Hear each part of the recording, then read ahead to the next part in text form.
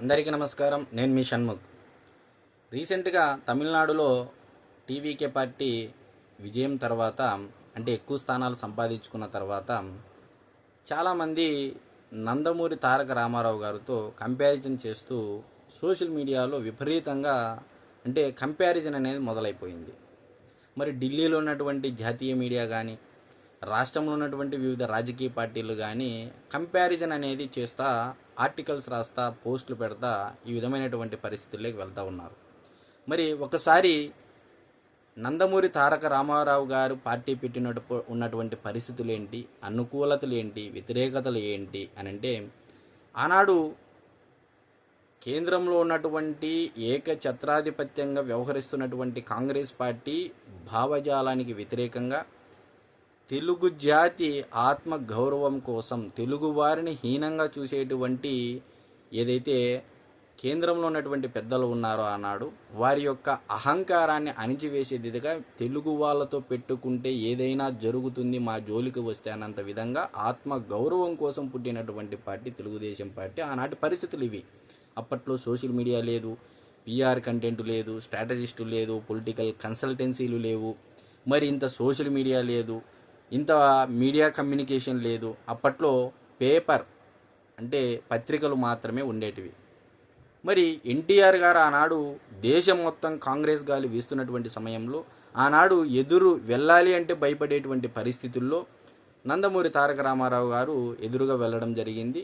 మరి ఎటువంటి కన్సల్టెన్సీలు, ఎటువంటి పిఆర్, మరి media communication, digital media, PR స్టంట్లు, ఎలక్షన్ స్టంట్లు ఇవన్నీ ఏం లేవు. ఆనాడు కేవలం తెలుగు జాతి ఆత్మగౌరవం కోసమే, సమాజమే దేవాలయం, ప్రజలే దేవుళ్ళు. ఇకపోతే అతి ముఖ్యంగా చెప్పాలండి, ఇక్కడ చాలామంది కులం, మతం, ప్రాంతం పేర్లు చెప్పి కులాల వేదికగా, మతాల వేదికగా, ప్రాంతాల వేదికగా రాజకీయాలు చేయడం జరిగింది ఏ రాష్ట్రంలో అయినా సరే. మీరు చూడండి, నందమూరి తారక రామారావు గారు పార్టీ పెట్టినప్పుడు కేవలం సమాజమే దేవాలయం, ప్రజలే దేవుళ్ళు, తెలుగు జాతి కోసం అని చెప్పేసి ఈ నినాదంతో ముందుకు పోవడం జరిగింది. ఇక్కడ ఎక్కడ కుల, మత, ప్రాంత ప్రస్తావనే లేదు. కేవలం రాష్ట్రం కోసం తెలుగు వాళ్ళని చిన్న చూపు చూస్తున్నారనేటువంటి భావజాలంతో ముందుకు వెళ్ళడం జరిగింది. ఇది తారక రామారావు గారు పెట్టినటువంటి పరిస్థితులు.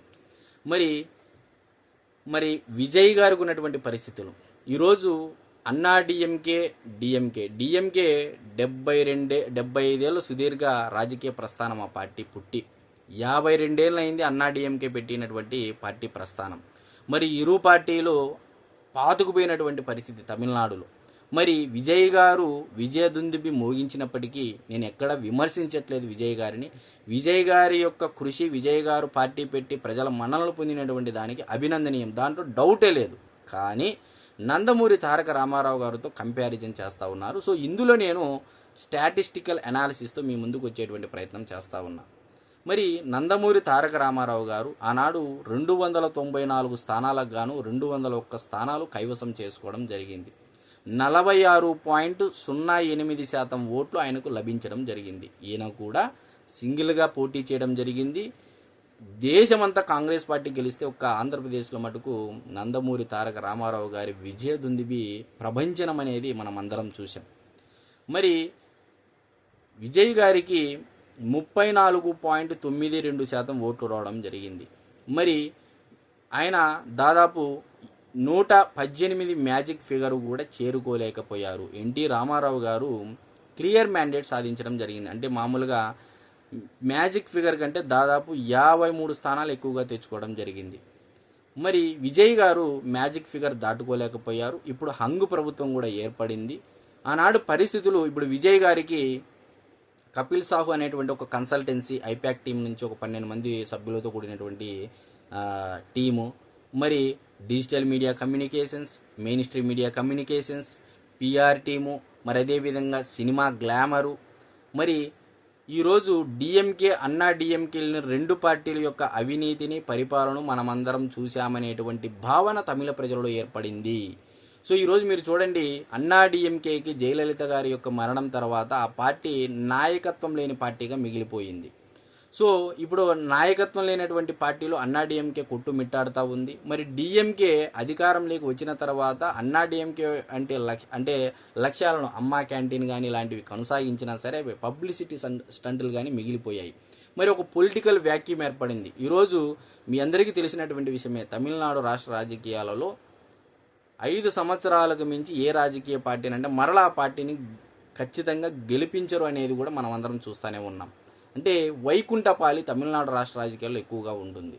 మరి ఒక వ్యాక్యూమ్ ఏర్పడింది. మరి 2 సంవత్సరాల సమయం కూడా దొరికింది విజయ్ గారికి. మరి దొరికిన తర్వాత కూడా ఆయన పొలిటికల్ ప్రెజర్ వచ్చినా సరే తట్టుకొని నిలబడి ఆయన సింగిల్గా పోటీ చేసి ఈరోజు అన్నాడీఎంకే డిఎంకే కంటే ఎక్కువ స్థానాలు సంపాదించడం జరిగింది, విజయం సాధించడం జరిగింది. ఈరోజు పొత్తులోకి వెళ్ళి ఆయన అధికారంలోకి రావడం జరుగుతూ ఉంది. ఎక్కడైనా సింగిల్గా కాదండి, పొత్తులోకి వెళ్ళి ఈరోజు అధికారంలోకి రావడం జరుగుతూ ఉంది. 107 స్థానాలు సంపాదించుకోవడం జరిగింది. మరి 234 స్థానాలకు గాను 107 స్థానాలంటే 118 మ్యాజిక్ ఫిగరు. దాదాపు ఇంకా స్థానాలు రావాల్సినటువంటి అవసరం ఉంది. సో ఎక్కడ విజయ్ గారు సింగిల్గా పోటీ చేసి సింగిల్గా గెలవలేదు. ఈ విషయం మొదటగా గుర్తుంచుకోవాలి. మరి నందమూరి తారక రామారావు గారితో పోలిక అనేది ఇది కాదు, ఇది తప్పు అనేది నా వ్యక్తిగత అభిప్రాయం తప్ప ఎక్కడ విజయ్ గారి యొక్క విజయ దుందిబిని నేను తప్పు పట్టట్లేదు. కంపారిజన్ అనేది మరి ఇదే కంపారిజన్ ఈరోజు పశ్చిమ బెంగాల్లో గెలిచినటువంటి బీజేపీ పార్టీతో ఎందుకు చేయట్లేదు అనేది కూడా చాలామంది నెటిజన్స్ కూడా కమెంట్స్ చేస్తూ ఉన్నారు. సో సినీ గ్లామర్ అయినప్పటికీ సో ఈరోజు ఎంజీఆర్ గారితో పోల్చడం కంటే నందమూరి తారక రామారావు గారితో పోల్చడం ఎక్కువగా అయ్యింది. కాబట్టి సో ఆ రాష్ట్ర రాజకీయాలు వేరు, మన రాష్ట్ర రాజకీయాలు వేరు, కర్ణాటక రాష్ట్ర రాజకీయాలు వేరు, కేరళ రాష్ట్ర రాజకీయాలు వేరు. సో ఒక్కో రాష్ట్రానికి ఒక్కో రాజకీయ సమీకరణాలు, ఈక్వేషన్స్, కుల మత ప్రాంతం, సో ఈ విధంగా చాలా ఫ్యాక్టర్స్ ఉంటాయి. సో అందులో భాగంగా తమిళనాడు రాష్ట్ర రాజకీయాలలో ఇప్పుడు గెలిచినటువంటి పార్టీని మరలా గెలిపించరు అనేది మనం ఎప్పటి నుంచో చూస్తున్నటువంటి వాస్తవం. కాబట్టి అందరూ గమనించగలరని మరి టీవీకే పార్టీ అధినేత అయినటువంటి విజయ్ గారికి శుభాకాంక్షలు తెలియజేసుకుంటూ అందరికీ నమస్కారం.